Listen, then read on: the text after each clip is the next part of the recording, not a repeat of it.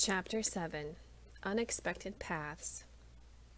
A young man, William Croft, one of my former schoolfellows, was sitting in the back pew while attending Sabbath service. It was then that temptation began. He was dressed in a new and handsome suit of clothes each Sunday, which filled my mind with admiration.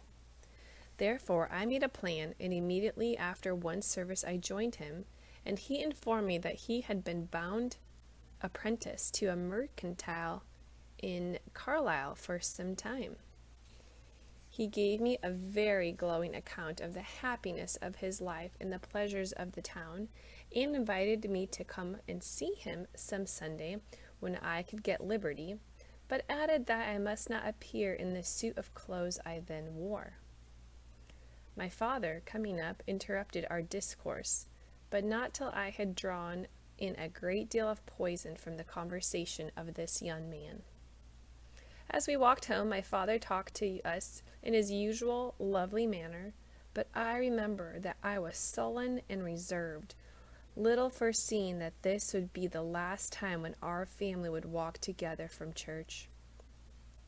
That very evening, while I was planning how I should save money to procure a suit of clothes in which I might visit the young man in Carlisle, my father complained of being ill, and during the night he had a stroke of palsy, which deprived him entirely of the use of one side.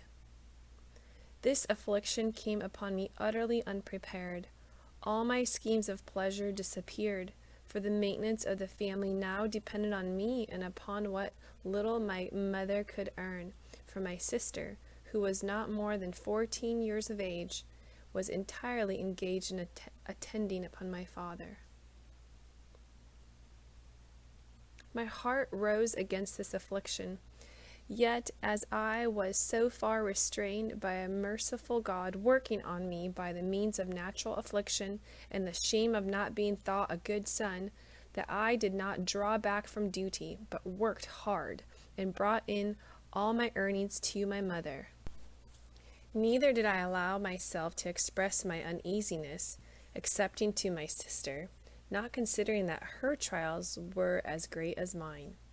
She set me a glorious example by her patient and pious deportment, for although she was so young, she never left our dear parent, but continually watched him by day and night, being always ready to supply him with anything he might want. Her Sundays were devoted to reading and praying, and playing upon her stringed instrument, which he loved to hear, and she loved to play for him. Notwithstanding, even though I had this pattern set before me by my dear sister, I ventured, more than once, to express to her my uneasiness, and to lament that I was condemned to work so hard, or see my parents starve, and that I had none of those pleasures which other young persons of my age enjoy. She smiled as I spoke, and gently taking my hand, she said, "Dear brother, let us walk patiently in the path of duty marked out for us by God, and not attempt to break through the hedge lest we find the thorns again." In saying this, tears came into her eyes, and I never saw her look so lovely. I could not answer, but felt anxious to prove by my behavior that I wished to follow her advice. Our dear father continued under the affliction of palsy for 4 years, but evidently ripening all the time for glory. His death was a blessed one, but our tears on his account were scarcely wiped away, when our mother was taken very suddenly from this present world, to unite with her beloved husband in singing praises of their Redeemer, in whom they both had so entirely trusted. She was a godly mother, and deserved to have her children rise and call her blessed. She worked ever so hard, and was above all a supportive and prayerful wife. Though she was not a learned woman, her wisdom sprang from the deep reservoirs of her faith and obedience to the one who loved her and gave himself for her. There was rarely a time that she did not shed a tear or two when she recalled that beautiful moment when she called upon the name of the Lord to be saved. I will never forget her favorite quotation from the prophet Jeremiah.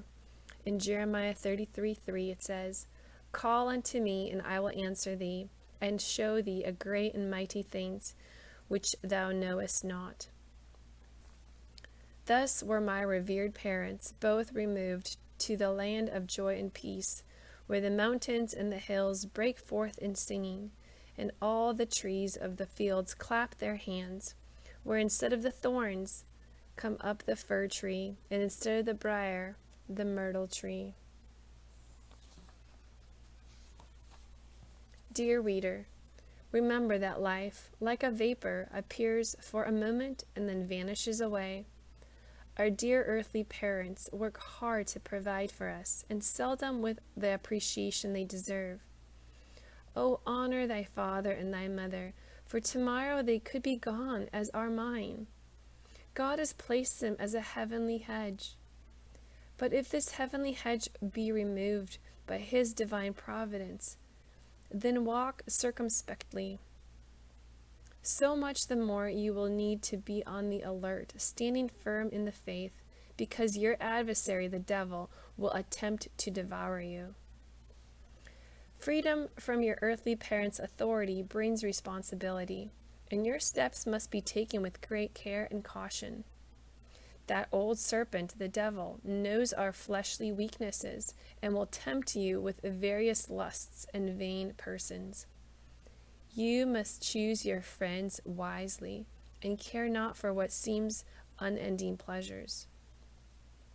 I tell you now that these pleasures will lead only to misery and will bring many a young person to regretful sorrows, as I know only too well. Therefore, my friend, flee youthful lusts, but follow righteousness, faith, love, and peace with them that call on the Lord out of a pure heart. If a man purges himself from these, he shall be a vessel unto honor, sanctified and meet for the master's use, and prepared unto every good work. End of chapter 7. Click the link below to go to chapter 8.